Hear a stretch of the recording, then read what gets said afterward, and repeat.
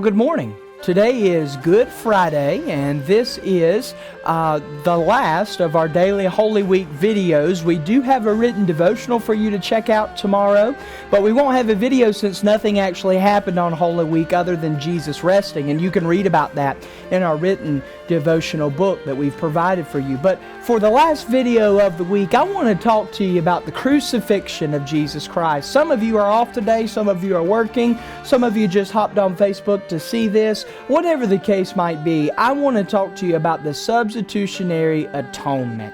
And so in Luke chapter 23, verses 1 through 56, the events of the crucifixion are explained.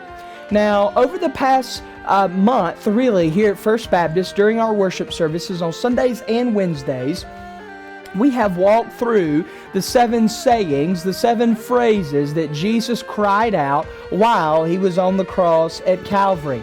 And on March the 13th, we studied where Jesus said, my God, why have you forsaken me?" We know that Jesus was placed on the cross from 9 a.m. to 3 p.m. So from 9 a.m. to 3 p.m. today, I want you to think about Jesus. I want you to think about the events that happened this day nearly 2,000 years ago. But as we studied that sermon from the 4th saying on the cross, we realized that Jesus is our substitutionary atonement.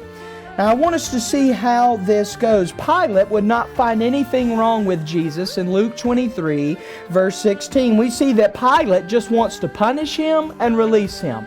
In other words, give him a slap on the wrist and send him home. Now, it was a custom at Passover, every Passover, for the governor to release a prisoner. That was a normal practice. Some people think that a prisoner was released because somebody was being crucified. That's not the case. It was because it was Passover. Now, Pilate is offering what he thinks is a solid compromise. He's going to punish Jesus, and then he's going to just let him go, and Jesus will be the prisoner that gets to go free on Passover. But we know this was not a part of God's plan.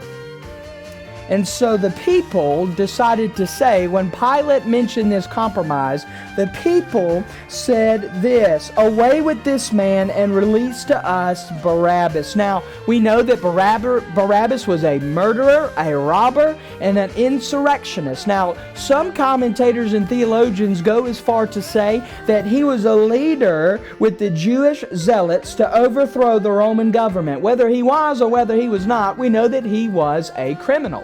And so Pilate washes his hands, turns around and says, "Do with him what you will," and cleans his hands and gives them Barabbas. So Barabbas is free. And here's what I want you to see this Good Friday. This is what makes Friday so good, is that you and I are Barabbas. This is the substitutionary atonement, right? That Jesus took our place, became our substitute, and paid the ultimate price. Barabbas was supposed to die that very day, just like you and I should die and be separated from God in a place called hell. But on Good Friday, Jesus hung on a cross so that you and I would have another way. He took our place. He is a substitutionary atonement. And Jesus took our place, and just like He became our Savior, if you believe and trust in Him. I have loved being with you this week through our Holy Week videos. Hopefully you will join us this coming Sunday, which is Easter Sunday. And as you can see, I am pictured here behind our banner. This is going to be a photo booth this coming Sunday. We want to invite you to come and take your family pictures. In between our vestibule and our welcome center, you will find our photo booth. Take your photos there, post them on Facebook, and let people know that you decided to worship with us at First Baptist Gaston, but that you worship a living and risen Savior. And so, hope you'll join us at 7 a.m. this coming Sunday for sunrise service inside the sanctuary.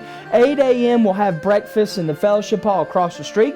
At 9:45 we'll have Sunday school and worship at 11. We can't wait to see you here. It's been an awesome Holy Week. Hope you have a great Saturday, and we'll see you here Sunday.